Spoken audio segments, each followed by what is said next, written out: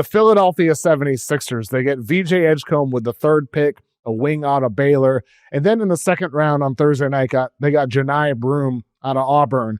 I'm not the highest on Broome, but I think for the Philadelphia 76ers specifically, it's very clear what Daryl Morey and that front office is trying to do. They're trying to hit the short term and the long term, because with Edgecombe in the short term, he can hit spot up threes for you.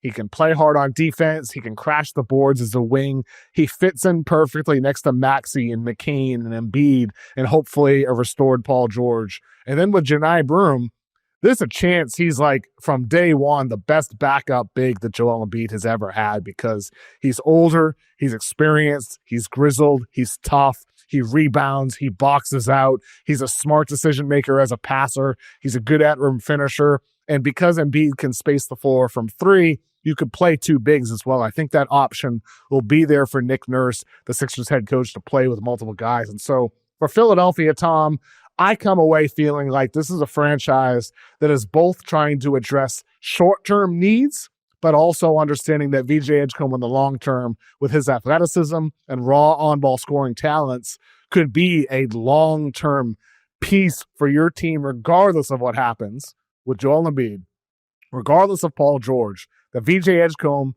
Tyrese Maxey, and Jared McCain could be a big three in the backcourt for the Sixers in the long term. So I love what Philly did. What do you think? Yeah, see, Joe Lacob, when he talked about the two timeline theory with the Golden State Warriors, I don't think he was totally off base. He just had to hit the picks, right? Moody and Kuminga and James Wiseman haven't panned out in the way that they had wanted, and building around their veteran core of Draymond Green, Steph Curry, and Klay Thompson, right? What the Philadelphia 76ers are doing right now is two timeline. Like, Joel Embiid is 31 going on 35. Paul George is 35. And they're trying to build also this timeline around Tyrese Maxey and Jared McCain, and then you got VJ Edgecombe. Like, these two kind of groupings are very much like a decade apart in their development. And so it is interesting that Daryl Morey is trying to thread the needle here. And like you said, build long-term and in the short term. And I got to say, I love Hunter Sallis pickup too. So not just those two players in the draft. They take Hunter Sallis, who was one of the best players in the ACC last year. Go Deeks. And I do think that Hunter Sallis is going to give them an option here off the bench this season on a two-way contract, it seems. Wake Forest players, I know I'm biased because I went there, but time and time again, you look at James Johnson, who's still in the NBA. They hit more than any other college program in the NBA.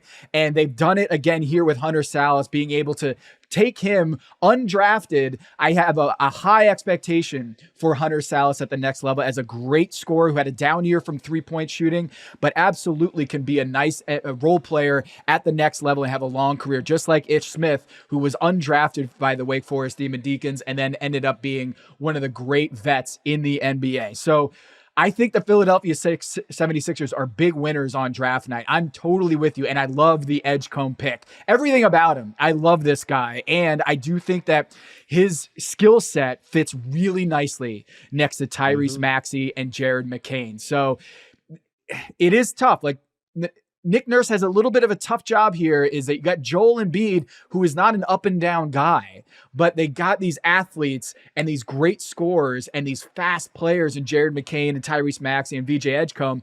And if he threads the needle, this could be a really fun team in Philadelphia next year and going forward. It's like fire and ice, right? Like, I think that was part of it with the idea of Harden and Maxey. Harden, the guy who moves at a slower pace, Maxey, the speedster. And so now Embiid in the front court, the slower pace guy. And then you can play fast as well. Non-Embiid lineups could be fast-paced, and then you slow it down a little bit with Embiid. So look, it's big ifs. Big if Joel Embiid stays healthy. Big if Paul George has a bounce-back year. But if those things both happen, Philadelphia is very, very intriguing. And like you said, with Hunter Sallis, I like that undrafted pickup. They also signed Eton Almansa, who at one point last year was a projected top 10 pick. He did not have a great year for the G League. His stock ended up falling. He went and played in the NBL at Perth. Didn't have the best season there either. So, young guy, was formerly a top 10 player in the draft class, has fallen off, but maybe for Philadelphia, he'll figure some things out there.